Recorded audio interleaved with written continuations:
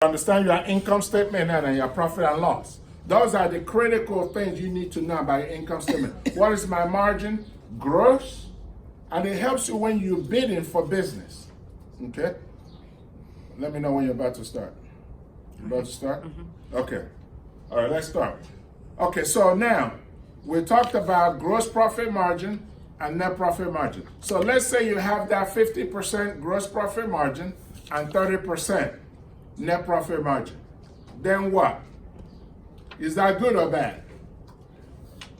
Talk to me. Is that good or bad? It depends. It depends, right? So it's good for sure because it's positive. There are a lot of people that have negative. When you're losing money, that means negative.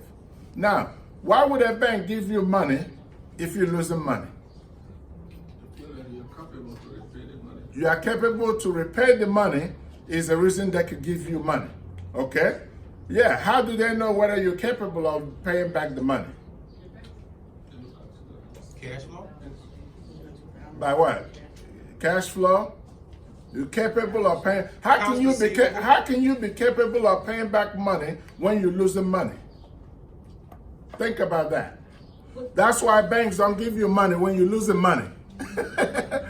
They don't want to give you money when you're losing money because on paper, you are bleeding.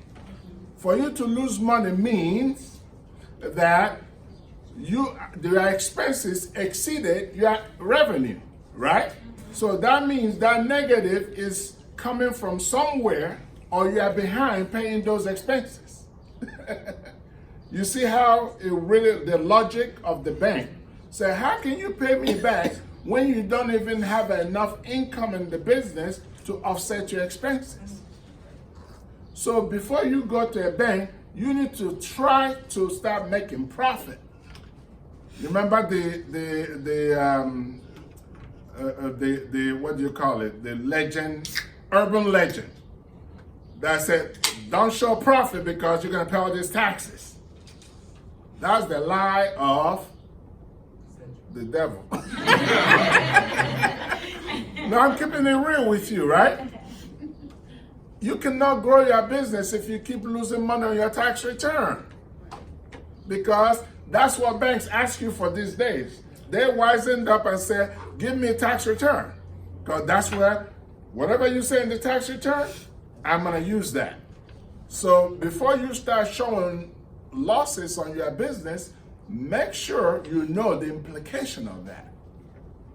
Because it is hard to make a case why a traditional bank will give you a loan when you say, I've been losing money for the past 3 years. Because you don't have the capacity to pay me back.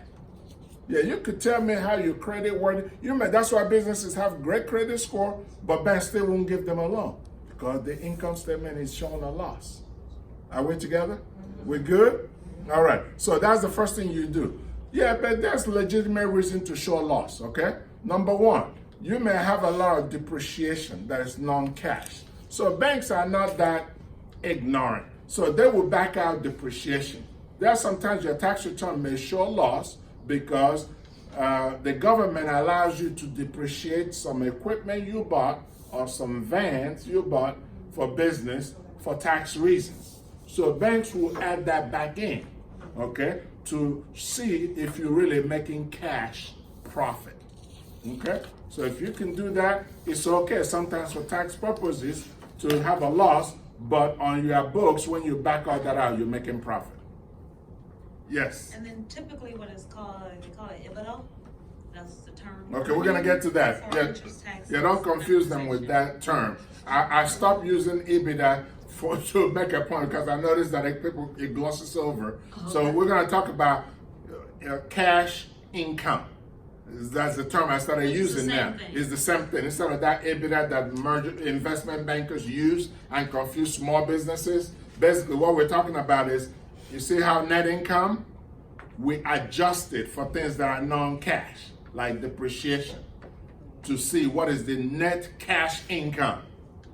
Are we together? Mm-hmm. All right. So balance sheet. Balance sheet. Let's talk about balance sheet real quick. What banks look for.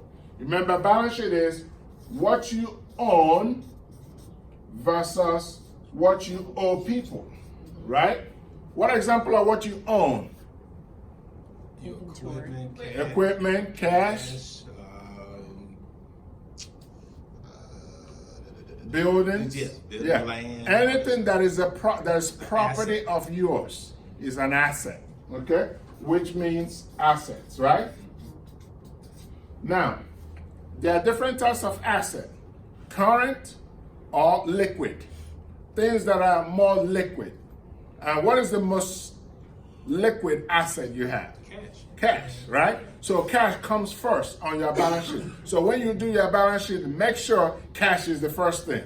And cash, so most of you don't have physical cash in your business, it's in the bank, right? So the checking accounts and savings accounts will come first. Then you get into inventory, your account receivable, okay? In the order of liquidity.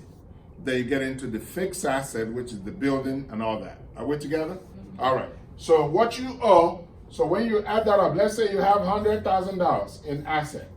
Then what you owe people, okay? What you owe people are what? Liabilities. Liabilities. What are another term for liabilities? Huh? Payable. Overhead. Payable? Overhead. Nope. Loan. Loans. All the people you owe money, loans, right? You add it all up. Let's say you have $70,000, right? So now, what do you do with the difference of $30,000? What is that? Equity. What does that mean? Equity. Owner's equity. Owner's equity. That's right. Your owner's equity is the difference between your asset and liability. Okay? So now what banks are looking for is this positive or negative? When this is negative, what does that mean? If this is flipped, where you owe people 100,000, but you have asset of 70,000, what does that mean? You're not making money. Yeah, that could be it, but what does that really tell you? The expenses is more than. Not expenses. Remember, we're talking about asset and liability. We're already done with the expenses in income statement. What that means is that you borrowed more money than what you own, right? You owe 100, for example. If this becomes 100 and this becomes 70, I owe people 100,000, but my asset is 70,000. So now this would be negative $30,000. That looks bad. So when you're looking at your balance sheet, you always want your owner's equity to be positive because it makes the bank believe that you